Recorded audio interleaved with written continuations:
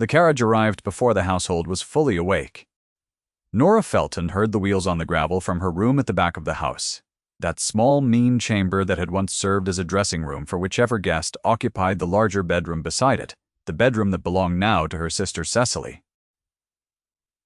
She heard the horses, 2 of them, and the low voice of a driver she did not recognize, and she sat up in the cold and thought quite clearly that she had misunderstood something about the world. The night before at Lord Ashwick's assembly, she had stood at the edge of the card-room and watched the Duke of Carwell cross the floor to retrieve his hat, and he had paused for the length of 3 full breaths, his eyes on her face. Not on Cecily, not on the daughters of the Trentham family, arranged prettily near the window. On Nora, who had been standing near a pillar in a grey wool gown, holding a cup of lemonade she had not tasted, watching the room do what rooms of this kind do, which is to arrange itself continuously around the people who matter. She had told herself she imagined it. She had been telling herself that for 6 weeks. She rose and dressed without waking the housemaid. The room was cold enough that her breath showed faintly in the air above the washstand, and the gown she put on was her grey wool, the warmest she owned, the one Cecily had once called serviceable, in a tone that made the word mean something smaller than it was. Nora smoothed the skirt and went to the window. The carriage was black and lacquered, and the crest on the door was too fine to belong to any family within 20 miles save one. She went downstairs. Her stepmother, Harriet Felton, was already in the hall. Harriet had been awake long enough to dress her hair and put on her good morning wrapper, the one with the pale blue trim, which meant she had been awake since the first sound on the gravel, and had used the interval to prepare herself. She had a way of doing that, of arriving at every scene already arranged, as though the world were a series of rooms she entered already knowing their furniture. She stood near the bottom step, with the composed brightness of a woman who has identified an opportunity, and is managing her distance from it, with care. "This will be for Cecily," Harriet said. She did not look at Nora. She said it the way one states a geographical fact. The river runs south. The tide turns at 4. His Grace must have been taken with her at last night's assembly. I noticed he watched the dancing rather carefully. Nora said nothing. She stood at the foot of the stairs and waited. The footman at the door was not their footman. He was the Duke's footman, taller than their door seemed built to accommodate, in a livery of dark blue and gold, and he carried a sealed note on a silver tray. He asked for Miss Felton. Harriet reached for it. The footman held the tray steady and said very correctly, "Miss Nora Felton, ma'am." The silence that followed had texture like a fabric pulled against its weave.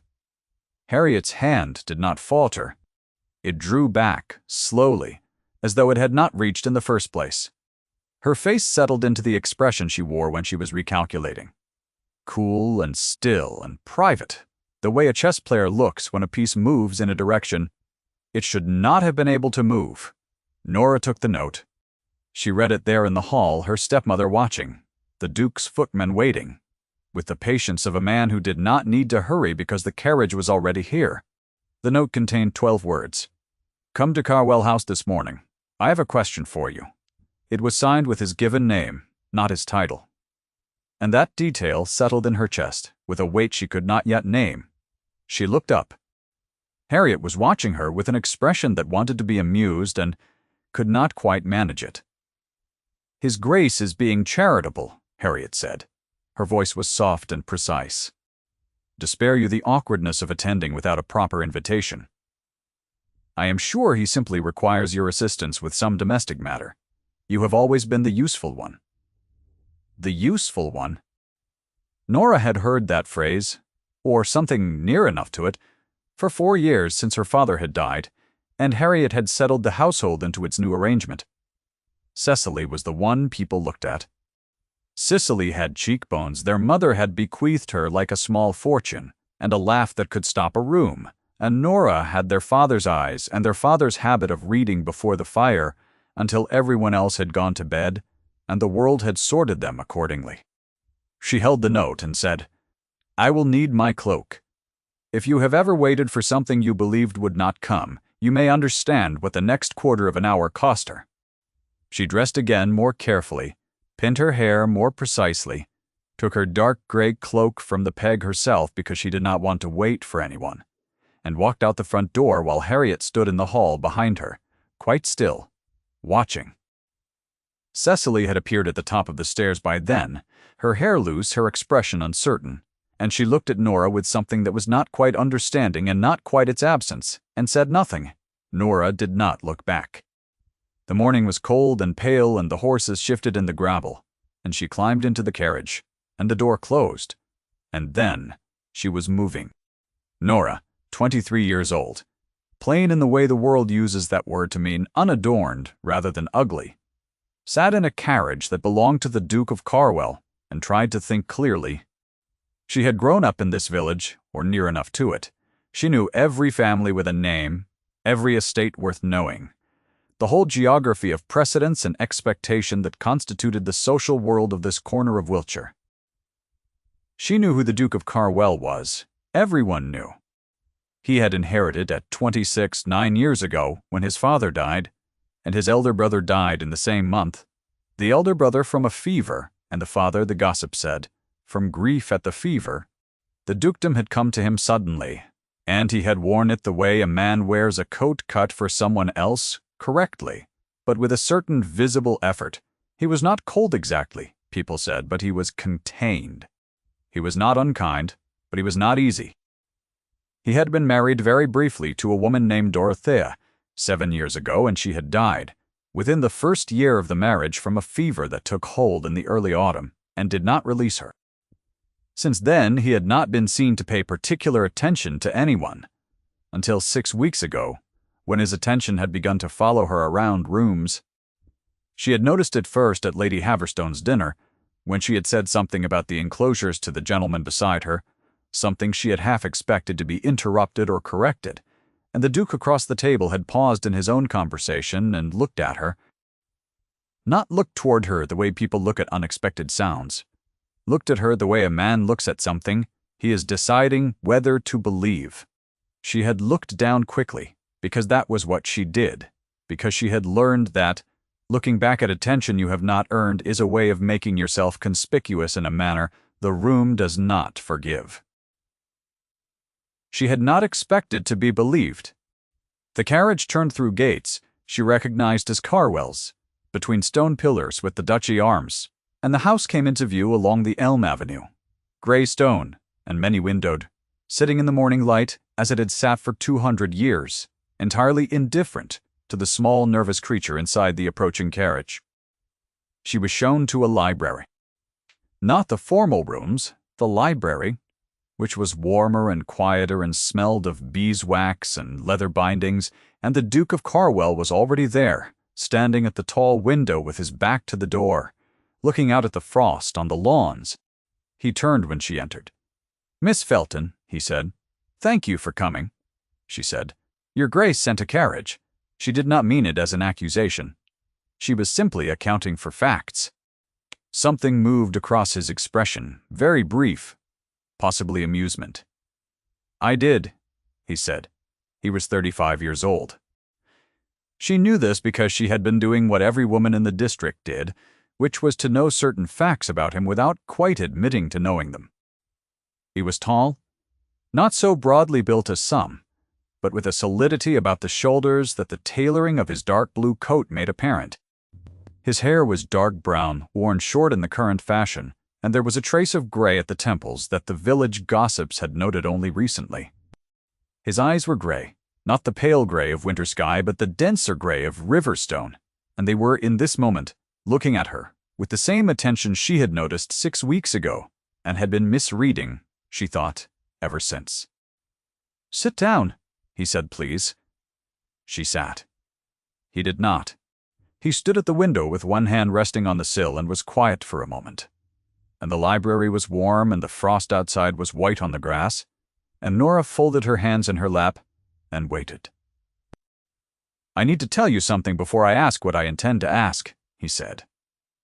"Because I think you have been told a version of yourself that is not accurate. and I find I am not able to proceed without addressing that." She was not sure she was still breathing. "Normally my late wife," he said, and stopped. He looked out at the frost. Dorothea was everything the season considered correct. She was beautiful and accomplished and entirely suited to what the position required. I married her because my family required me to marry, and she required nothing of me that I did not know how to give. We were not unhappy. We were not much of anything, in the end. When she became ill, I thought I understood grief, and then she died, and I found I understood very little." He was quiet again. The fire behind Nora shifted and resettled. A small sound in a still room. "What I understood," he said, "was that I had mistaken courtesy for feeling, and I had let the season decide for me. And I had married a woman I did not know and had not tried to know, and she had died and I had not known her. That seemed to me a particular kind of failure, the sort one does not quickly recover from." Nora said carefully, "I am sorry, Your Grace. I am not telling you in order to receive sympathy," he said. He turned from the window then and looked at her directly, and the gray of his eyes was very still. "I am telling you, because I want you to understand that when I say I have been paying attention to you, I mean that I have been paying attention not to the season's version of you, not to what your stepmother presents when she presents your sister, to you." She could not move. The warmth of the room, the smell of the books, the frost outside the window, his face across the library with its expression of precise and costly honesty. "At Lady Haverstone's dinner," he said, "you said that the argument for the enclosures ignored the question of who does the remembering. Once the common land is gone, no one at the table had considered that. I had not considered it. I have thought about it a good deal since." She remembered saying it. She remembered expecting it to be dismissed, or smiled at, or absorbed into the general hum of the table's conversation, like a sound that does not resolve. She remembered his look across the table and how she had lowered her eyes and thought, "You are imagining things, Nora. People do not remember what you say." "I am not a man who finds it easy to be uncertain," he said. "But I am uncertain enough about this that I have been watching you for 6 weeks, and I am no less certain of what I see, only more uncertain about whether you would believe me if I said it plainly. Stay with this moment a little while if you are inclined to. It does not happen often, this kind of telling." "Will you tell me," she said, "what you see?" He was quiet. Then he said, "I see a woman who has made herself small, so that no one around her would be made uncomfortable by how much space she actually requires. I see someone who knows things she has been trained not to say. I see a person whose quality is of a kind the season has no vocabulary for, because the season only measures what is visible, and you have learned to make your visible surface as plain as possible." He paused. "I find that I would like to know what is not visible, if you would permit that." She sat with that for a long moment. The fire spoke again, a soft collapse of wood. "You sent your carriage before the household was awake," she said. "I did not want you to have to explain yourself to anyone before you arrived. My stepmother was already in the hall." A muscle moved in his jaw. "I imagine she was." She said this would be for Cecily. The gray eyes did not waver. "I know what you would have said, Miss Felton. Your sister is very beautiful, and entirely welcome at any dinner I give. She has not said one thing in my presence that I have thought about afterward. You have not said a thing in my presence that I have not thought about afterward." Nora looked down at her hands. They were steady, which surprised her. She had expected them to betray her, as her hands did sometimes when she was uncertain. A small visible tremor that she had spent years learning to conceal. "What is your question, Your Grace?" she said. He was quiet for only a moment. "Will you allow me to court you? Properly, with your knowledge and your consent, not the season's management of both. Will you permit me that?" She looked up. He was still at the window, the frost white behind him, the library warm around him, and his expression was the most unguarded thing she had yet seen on a face that kept its counsel with formidable discipline. There was something in it that was almost frightened. Not of her answer, she thought, or not only of her answer, of the wanting itself, of how it felt to want something and to have decided to say so. She said, "Yes." The word settled in the room like a stone placed on a table. Not thrown, not dropped. Placed, he exhaled, very quietly, and something in the set of his shoulders changed.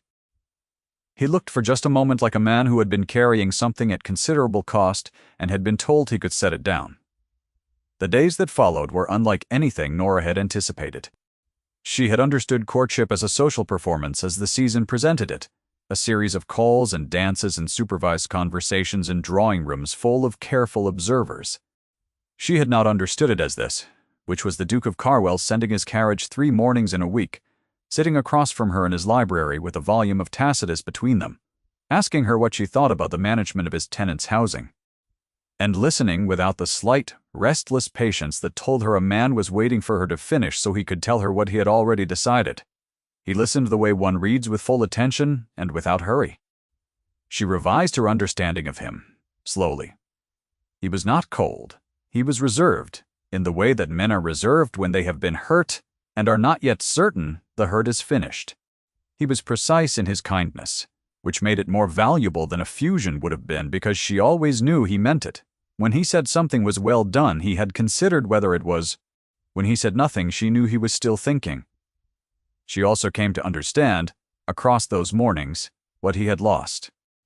There was a painting of Dorothea in the upstairs gallery, a small one set apart from the formal portraits, a woman with fair hair and a pleasant, careful expression, painted in the year before she died. Nora passed it twice before she understood that the painting was hung there, not as memorial but as a kind of honesty, as a refusal to put the past away in a closed room. He had loved her inadequately, and he knew it, and he kept the painting where he would walk past it, because he thought forgetting would be a worse accommodation than seeing. She understood, looking at the painting, that what he had described in the library was not self-pity. It was accountability. She also understood that he was afraid she might be too much for him. Not in the way that women are said to be too much, a complaint about volume or feeling or demand, but in the sense that he was a man who had made a careful choice once before, for all the right external reasons, and had found it hollow. And he had now made a choice that felt entirely different in quality and weight. And the difference frightened him because it meant there was something to lose. She did not say any of this to him. She sat in a library and argued with him about the drainage of the North Field and the question of whether the mill cottages required a new lease agreement, and she let him see, in small increments, that she was not going anywhere. Harriet's management of the situation was something Nora observed from a slight remove, the way one watches weather from inside a window. Harriet had recalculated. Nora could see the recalculation happening in real time over the first week. The slight displacement of the fan, the new precision with which she presented Cecily at every social occasion that also featured the Duke, the way she spoke of Nora in company with a particular kind of warmth that had not previously been available. "My dear Nora is so fortunate," she said at Lady Ashwick's card party, 3 weeks into the courtship, loud enough for the room to hear. "His Grace has taken it into his head to show her some kindness, and really one cannot fault the impulse. She has always been the earnest one, the one who tries so hard, the earnest one, the one who tries so hard." Nora heard it from across the room and held her teacup, and did not allow her face to change. Mrs. Darwall, standing beside Harriet, made a sound of gentle agreement, and Cecily, prettily arranged on the settee, looked over with an expression that was not quite pity and not quite envy, some uncertain mixture of both that had not yet resolved itself into either. The courtship was not yet public property in the formal sense. It was known because nothing in a village of this size was not known within a fortnight, but it had not been named formally, and Harriet was managing the gap between the known and the named with practiced expertise, keeping the outcome available, keeping her own position of management viable for as long as the situation allowed it. What she had not managed was the evening at the Trentham dinner. The Trenthams were the second family in the district after Carwell itself, and their late autumn dinner was the occasion when the season nearly ended, made its final accounts. Every family worth naming attended. The Feltons attended. The Duke attended the table seated 30, and Nora was placed. By an arrangement she was not privy to, but could trace clearly enough to Harriet's hand, at the far end from the Duke. Beside Mr. de Gay, Trentham the younger and his wife, a placement that read clearly enough as the suggestion that she was still a peripheral figure in a story where someone else was the subject. The dinner began. The wine was poured. The conversation proceeded with the formal ease of a company that had been having the same dinner for many years. The same topics in their annual order: the harvest and the road and the prospects for the spring assembly. Then Mrs. Brust, Trentham the elder, who was 93 years old, and had long since decided that her age exempted her from any obligation to circumlocution, looked down the length of the table at Nora and said loudly and without particular malice, "Is that not the plain sister?" I had thought Carwell was interested in the other one. The table did not go silent. It went quiet in that specific way of tables that are pretending not to have heard something while hearing every syllable of it. Fans paused in their movement. Forks were held at a fractional angle. The candle flames burned on, indifferent. Harriet, seated 4 places from the head of the table, smiled into her wine. Cecily, across from Nora, looked at her plate. Nora put her fork down on the china with a care that was quite conscious, and looked at the older woman at the head of the table and said, in a voice that was perfectly level, "I believe you may be right, Mrs. Trentham." I've never been the one the room looked at. First, she picked her fork back up. She took a bite of the pheasant. The woman beside her said something inconsequential about the sauce, and Nora responded to it, and the table breathed again and moved on. What she did not see because she was looking at her plate was the Duke of Carwell at the far end of the table, entirely still, watching her with the expression of a man who has just seen something confirm a belief he was afraid to have held. She did not see it. The audience had been watching him, and they saw. She went home that night in her stepmother's carriage with Harriet's silence pressed around her like a weather system, and she sat in her small, cold room and held the note the Duke had sent at the beginning of this, the one with 12 words and his given name at the end, and she thought about everything she knew to be true and whether it was enough. It was not enough, she decided. She did not mean that his regard was insufficient. She meant that she had been deciding for 4 years whether the circumstances of her life were adequate to what she felt she deserved, and she had been assigning the answer to other people. To Harriet and Cecily and the season's machinery, and the Duke had said come and she had come, and now she had to decide something for herself. She had to decide whether she believed that she had been accurately seen, or whether she was arranging evidence to prove a truth she simply wanted to be true. She lay in the cold, and considered it for a long time. She considered the note. She considered the library, and the question about the enclosures that he had remembered, and she had not expected to be remembered, and the particular quality of the silence that came over the room when she spoke, and he turned toward her. And, Timian, she considered his face at the window with the frost behind him, and the word yes she had said into that room, and how it had felt to say it. Then she sat up and lit the candle and wrote him a letter. It was 4 sentences long. The first sentence said that she was uncertain whether she was trusting her own judgment or flattering it. The second said that she had been told, consistently and by multiple voices, that she was the one not worth choosing, and she could not entirely discount this possibility without a clearer reckoning. The third said that she needed him to understand this before they proceeded any further. The fourth said she remained, as always, willing to argue with him about the drainage of the North Field. She sealed it and sent it the next morning. His reply came the same afternoon. It was 3 sentences long. The first said that her uncertainty was a better sign than certainty would have been, and that she should trust it entirely. The second said that the voices she named had an interest in her remaining unselected, and that she might consider the reliability of witnesses who profit from your disadvantage. The third said she was welcome to argue about the Northfield at 10 o'clock tomorrow morning, if she would permit his carriage. She permitted it.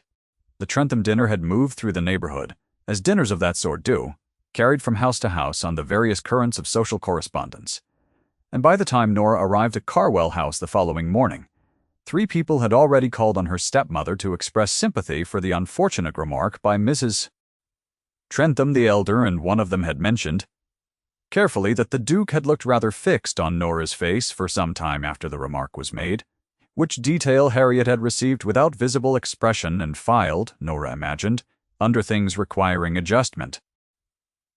Harriet had made her adjustment. At breakfast she had been very warm, very present, very much the stepmother of the woman the Duke of Carwell was known to be visiting. And she had said, filling her cup, "You handled that so well last evening, Nora. I have always said you have a great deal of quiet dignity." A pause, measured and deliberate, rather more than one would expect, all things considered. Nora had eaten her bread, and said thank you, and thought about the North Field. The North Field occupied the better part of that morning's library session, and also the question of the mill tenancies, and also a small disagreement about the Roman roads in Wiltshire, that became somehow the kind of argument that makes a room smaller and closer, without either party acknowledging what has happened. He was leaning on the edge of his desk. She was standing at the long table with the county map spread before her, pointing at something, her gloved finger following the line of an old road that current maps had smoothed over, and she looked up to find him watching her, with a particular attention that was no longer deniable to either of them. Her pulse did a thing she did not catalogue, Philippa, he said. She looked at him. "My sister," he said. "She will be coming from Bath next week. I would very much like you to meet her." She understood what he was saying. A sister introduced was a different weight than a library conversation or a carriage note. It was a door opened rather than merely ajar. "I should be glad to meet her," Nora said. He was quiet for a moment. The county map lay between them, ancient roads and present ones crossing over each other in the way that past and present do when they share the same ground. Then, with the particular deliberateness of a man choosing words, because they are the true ones, and he has decided the truth is warranted, he said, "Nora," her given name in his voice the first time. She felt it in her hands first, a warmth that moved up through her arms and settled somewhere between her ribs, something she did not have words for and still did not. Something that was not reducible to the fact of a name spoken aloud by a particular voice in a particular room. She stood very still on her side of the map, and let it be what it was. "Yes," she said. "You are not what anyone in this neighborhood has had the wit to see," he said. "I include myself in that reckoning. I was slow. I will not be slow again." She looked at him across the county map of Wiltshire, and thought about what she knew to be true, which was this, which was only this, which was enough. She was seen by this particular person, on this particular morning, with the frost still on the lawns and the Roman road spread on the table between them. She had been seen clearly, and the seeing had been said plainly, and she did not need anyone else to confirm it. Philippa Carwell arrived from Bath on a Thursday, small and quick and cleverly funny in the way of women who have spent years in society rooms and found the whole enterprise somewhat absurd, but have learned to move through it without friction. She assessed Nora in the first 12 minutes of their acquaintance with the warm precision of someone who had been expecting to find a particular kind of woman and had found instead exactly the right one. She said nothing of her during those 12 minutes, but the quality of her attention told Nora that a verdict had been reached and was favorable. "He said you argued about the drainage," Philippa said when her brother had left the room for a quarter hour on some estate business with his steward. "We did," Nora said. "He has not argued about anything with anyone since Dorothea died," Philippa said. She said it without sadness, as a statement of meteorological fact, the way one says the river was frozen that winter. He closed that part of himself and ran the estate and was very correct about everything. He attended every occasion he was required to attend. He was, in every technical sense, present. She looked at Nora with eyes that were the same riverstone gray as her brother's. We had not lost him. He was waiting for someone worth opening to. Nora thought about this for a moment. Then she said, "He told me he was slow." "He was," Philippa said, entirely without apology for him. You will have to be patient with him still. He is a man who was taught that feeling is a liability, and has only recently begun to find that it is not. He will occasionally retreat into management when he means to say something. You will recognize it when it happens. I know about learned retreating, Nora said. Philippa smiled. It was the same smile her brother had, the one that appeared rarely enough to be notable, that started in the eyes before it reached the mouth. I thought you might, she said. The formal announcement came at the Ashwick Winter Assembly, which was the same assembly where the season had begun, where Nora had stood at the edge of the card room and watched the Duke cross the floor and pause and look at her. And she had told herself she was imagining things. She had not been imagining things. He arrived alone at the assembly, which was noted, because the Duke of Carwell rarely arrived at anything without some small attendant ceremony, a steward or a neighbor, the social upholstery that rank provides.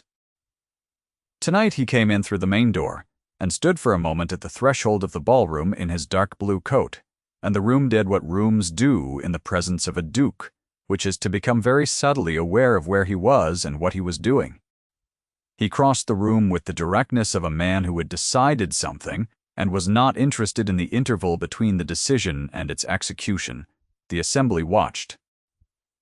The assembly always watched the Duke, but tonight the watching had a different quality, a hell-breath quality, because the particular direction of his crossing was becoming apparent to anyone who was paying attention, and everyone in the room was paying attention. Harriet saw him coming. Nora, from a few feet away, saw Harriet see him coming. She saw the calculation, the tiny rearrangement, the infinitesimal tilt toward Cecily that was not precisely pushing Cecily forward, but was making her visible, more visible, as visible as possible in the 3 seconds before he arrived. He arrived. He did not look at Cecily. He looked at Nora, and she looked at him. And in the held-breath space of the assembly room, he extended his hand to her.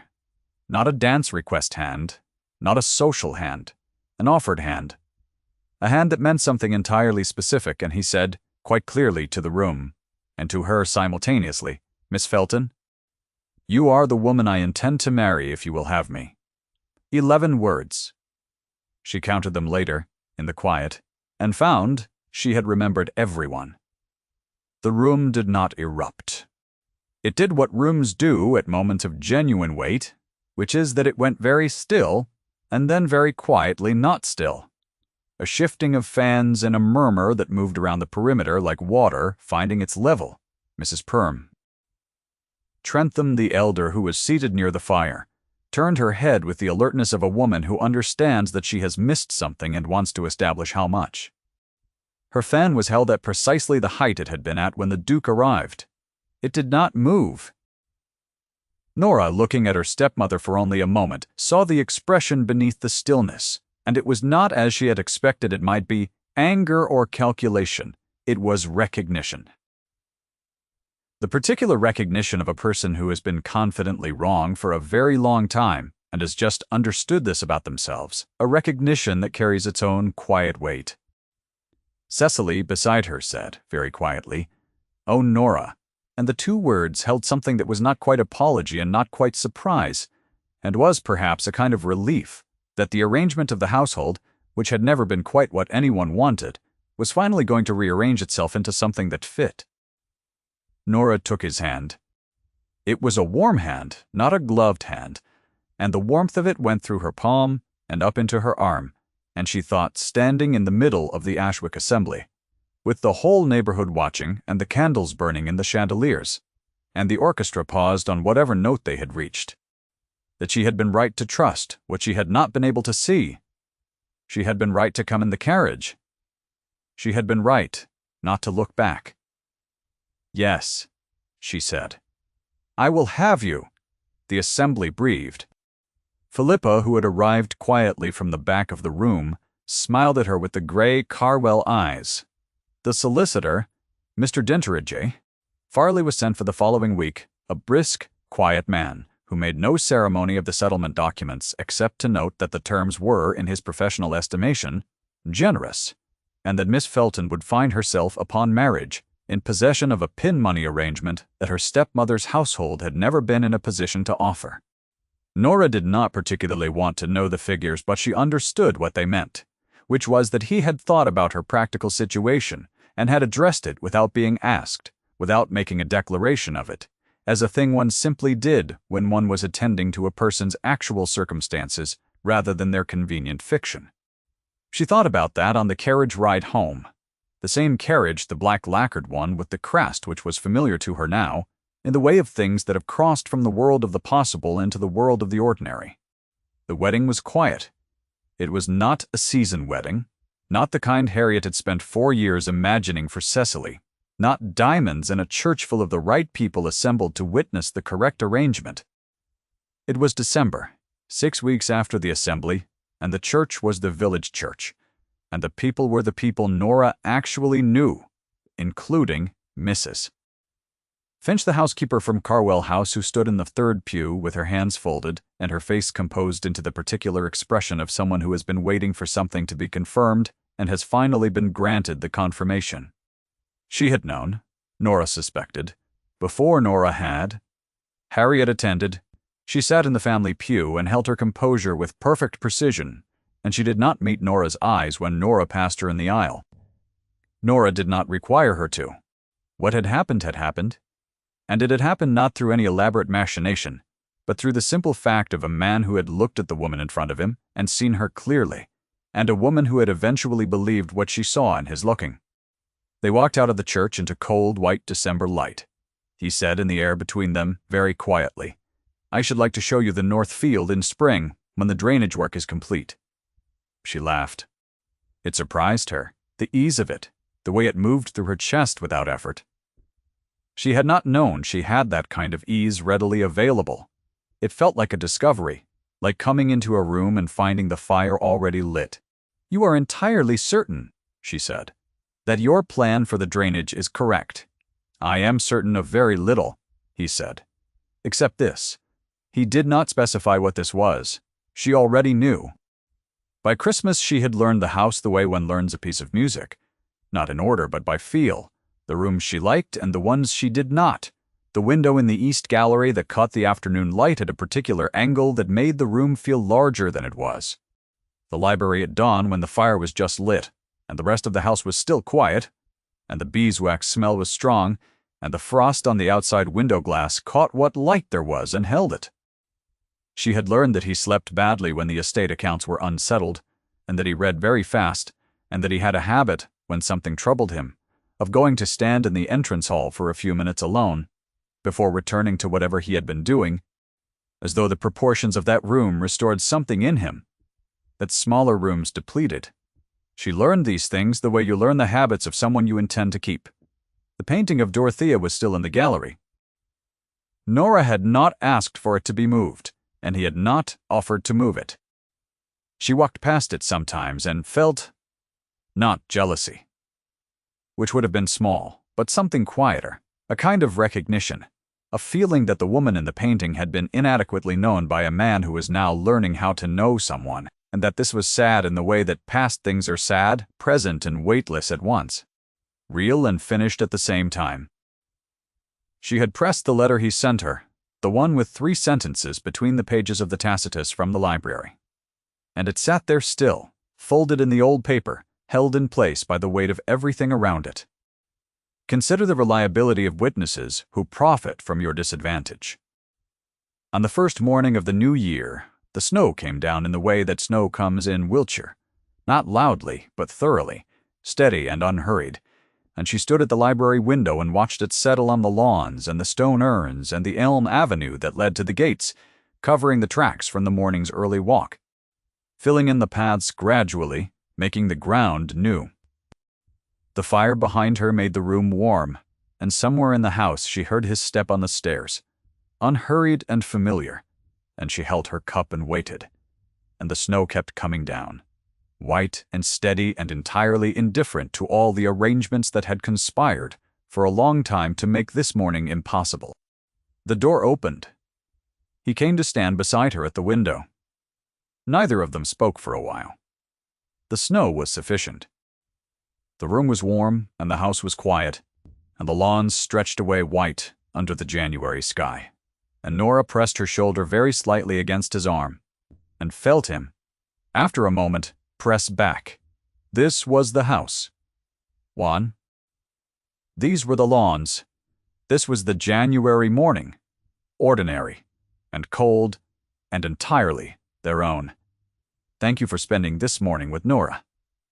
If her story has stayed with you, leave a word in the quiet below. She would have appreciated the company.